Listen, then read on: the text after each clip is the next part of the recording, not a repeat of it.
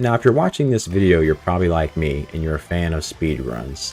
I've been a fan ever since 2013 when I watched my first Games Done Quick marathon. And since then, I love watching them. But I've always been intimidated to try them myself since recently. And that's what this video is for. If you are like me and you've been wanting to get into speedruns, but they just kind of intimidated you, this is going to be for you because I am a noob when it comes to wanting to speedrun games, even though I've been a gamer my whole life.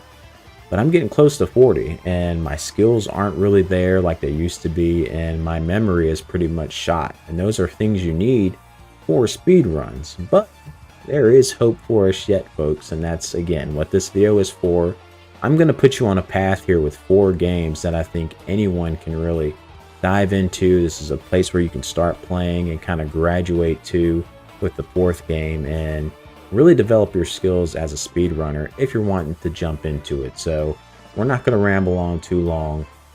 First thing I want to put out there is this video. Again, this is from a new player's perspective as far as speedrunning. So these probably aren't going to be your expert players who've been doing it their whole life. This is just the tips from the new guy.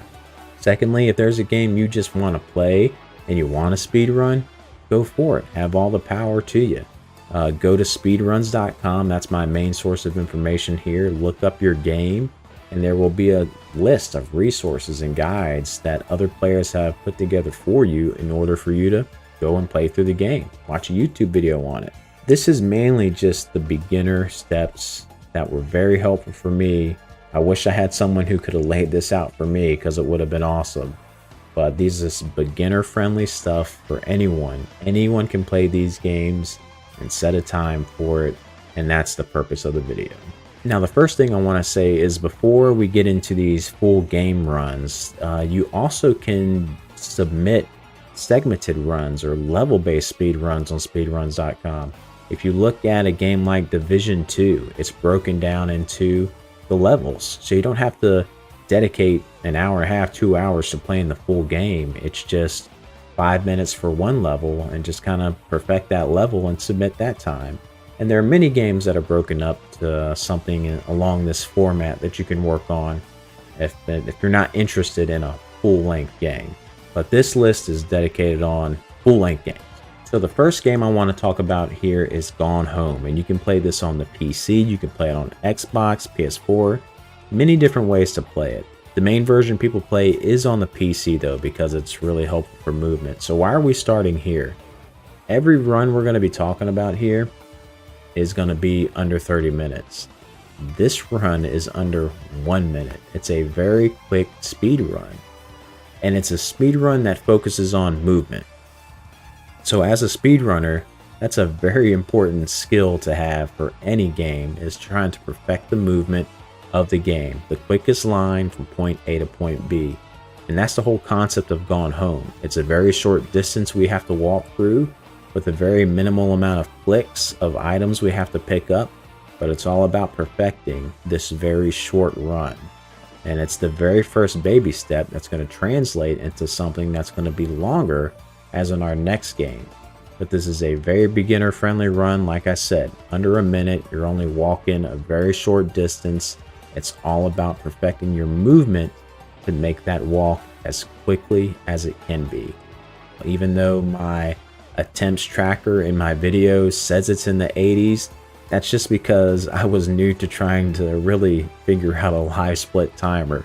And it didn't take that long. I wanted to say I got that time in less than 2 or 3 hours of playing the game. So it's something you can learn very quickly, and you can have your first time ever for a speed run in under a minute. So the next game we're going to move on to just is going to build upon what we learned from the first game.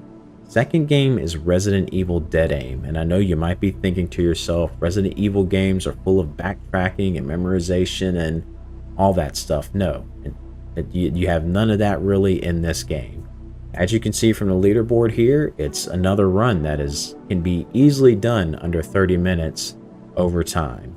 You know, my first time playing this game for my first official playthrough of just wanting to experience it for the first time was 2.5 hours.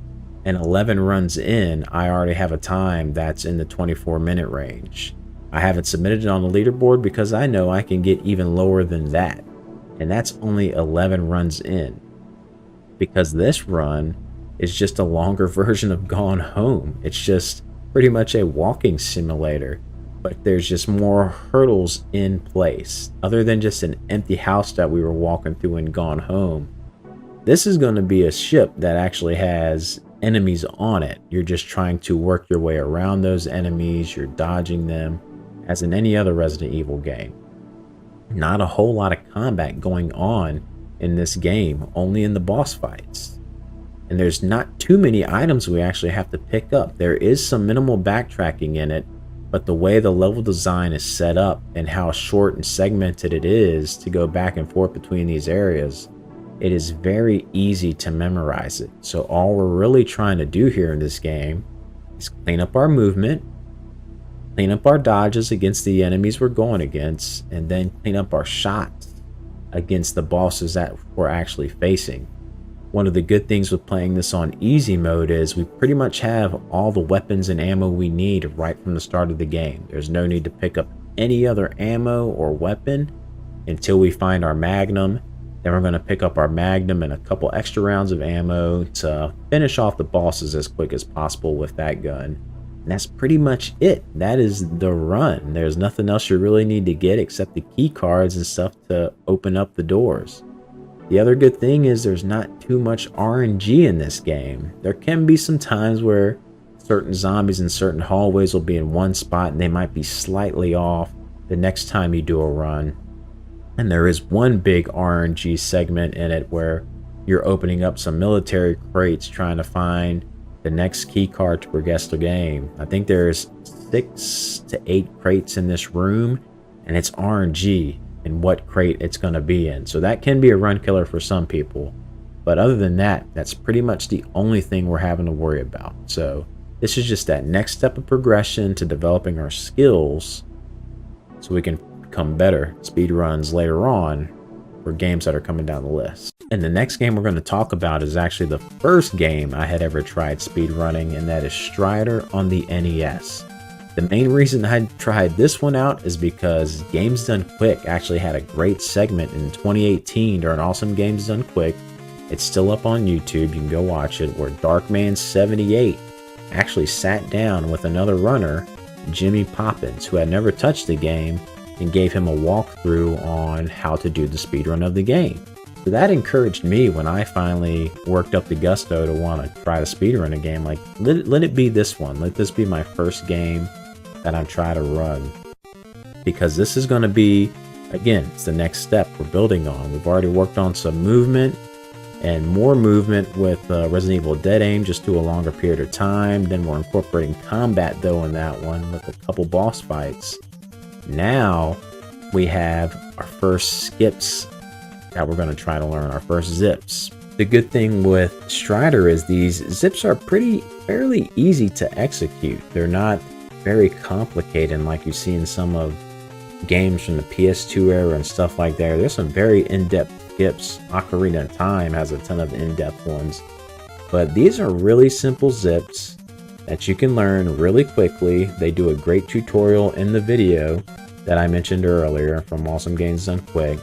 And yeah, it's just a really quick run. Again, you can finish this easily in under 10 minutes. Probably even on your first go with trying to learn the zips, you'll finish this in under 10 minutes.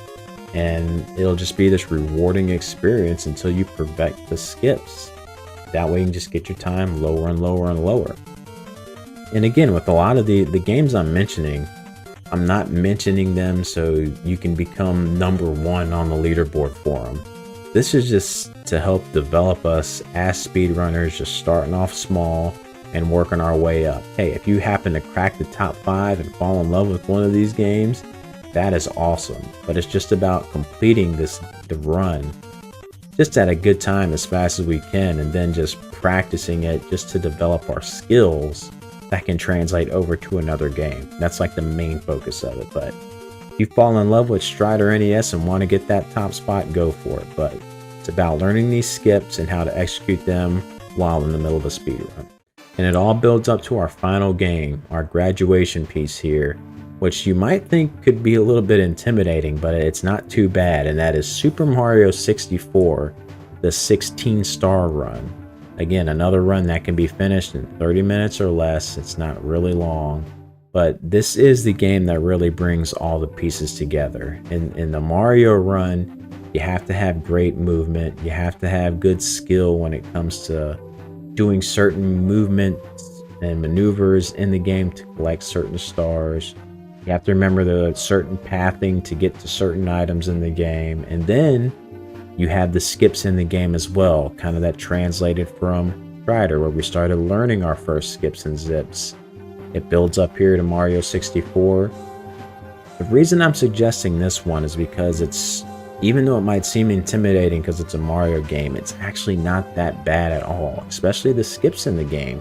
They're really easily executed, especially with some practice. Everything gets easier with practice.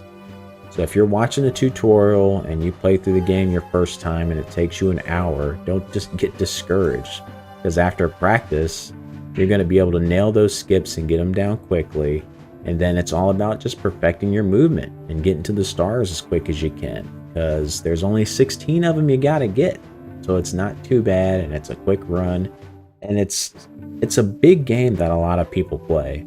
So it is a rewarding feeling to finally finish one of the big games that just has a lot of attention around speedrunning. So even if you don't crack a time on a leaderboard, there's like 997 submissions. Just feel good to even get a time of 30 minutes, 40 minutes, and then just work your way down, because it really truly is like that next step, the graduating moment for us as newer runners. And then from there on, the world is your oyster. Go for it. Go tackle any game you want. And the whole point is this should build a foundation that should be able to translate to other games. Again, I am new to this, but there was no real path out there laid out for like a new player like me. So I figured I would make one, and I just think this is a good user-friendly path to take. So hope it encourages everyone else to try speedrunning or look into it, because it's fun. It's good to challenge yourself, and it's something else to do in gaming. That's why I love it. Gaming has so many possibilities and doorways for people to experience it, and speedrunning is just another one. So hope you guys enjoyed it. Hope it helps. If you're an expert at speedrunning and you're a veteran, please leave your feedback and comments below to help new runners like me. That would be awesome. Thanks for watching. I'll see you guys in the next one.